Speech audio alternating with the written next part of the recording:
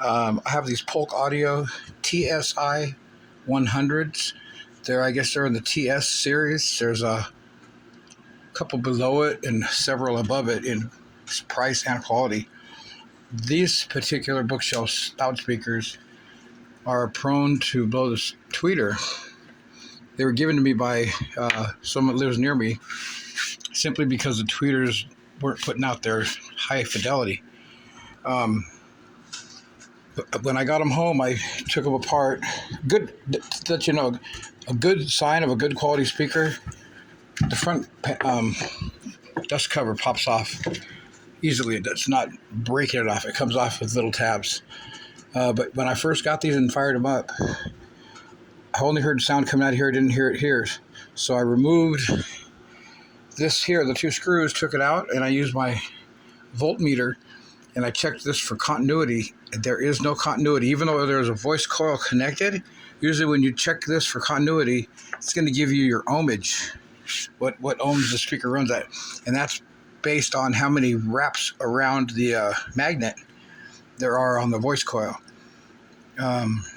This not having any continuity at all means that the voice coil wire is broken, putting nothing out at all.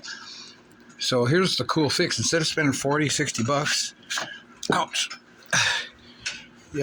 These come out of about a 2005 Toyota Tundra, Toyota Sequoia, Toyota 4Runner.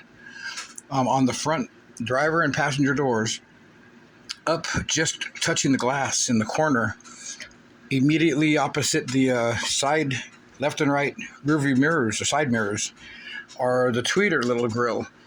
I went into the junkyard, because I'm always in there anyways, and I remember the approximate size this was. And I got these out of the door of a Toyota Sequoia truck, first generation. I know ES300 Lexus of the same year, around there, 2000 to 2005, have the same thing too. If you do what I did and get these, do not remove the capacitor. What the capacitor actually does, it makes it sound better. It removes the lower frequencies and only allows through at the higher frequencies. It works like a crossover. Exactly what it does. So keep that on. And for this particular change out, the little circle here, that glue is incredibly difficult to get off. So use your hair dryer, or if you have a heat gun, that's great. I use the cap of a spray starch for ironing. Use the cap off it, and I dug the top off it, put it onto here, and when I was removing this, I set it on here for about 3-4 minutes, and then turned the damn thing off, and then I just, with my thumb, pushed it right out. So that's the best way to do it without damaging anything. The heat will loosen up the glue. Now, you might think that this is janky or hokey or whatever you want to call it. It's going to look just fine from the outward appearance, and it's going to work well. I cut a 7-inch strip of duct tape. I laid it on the bench here, and I put 3 slices through it, basically making 4 little pieces out of that 2.5-inch width, whatever width that is. And I already wrapped the first one on here. I think I'm going to be right in the ballpark. I'm going to wrap 2 on here, and I'm going to wrap 2 more on here. And then it's going to be pretty close to fitting in that hole. And from there, you have to excuse my workshop here. I'm kind of messy, but I have what I need. Once the duct tape has this very near its size, that's when I'm going to mix up a small batch of this quick 5-minute JB Weld. Just drizzle it on the outside a little bit, set them in there, and they're going to hold great. I'm even thinking before I should take this tape off and put a drizzle of glue between each layer of tape so it'll really hold. Probably not necessary, but I don't want them to come apart again. They are a good quality speaker. They sound good. They just need the highs. And immediately when I got here with these speakers, I noticed with these tweeters, they have the same color. I think I nailed it pretty much. These, I'll get them to fit, and they do sound good. I hooked each one up, and they put out a nice little higher frequency sound. So I think that was a good little fix. And by the way, if you haven't noticed, my Here's my receiver. It's a Bluetooth. That's about 2-3 years old. It came from Amazon.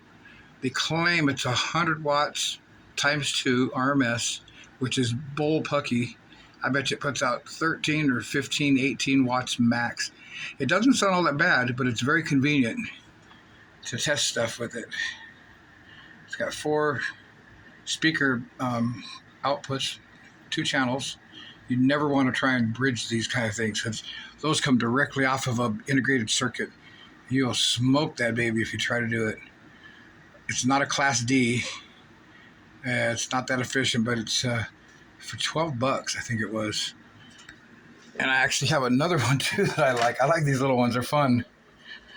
Believe it or not, I had this in my car for a little while, sitting there on the armrest between the front seats, and it powered a couple speakers in the back seat, and it sounded pretty darn good because the stock stereo was garbage in that car I had.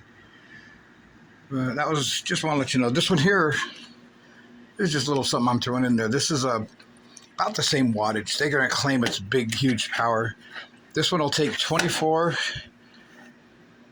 Can you see that, the numbers? 24 to 32 volts. I don't know if you can see it there.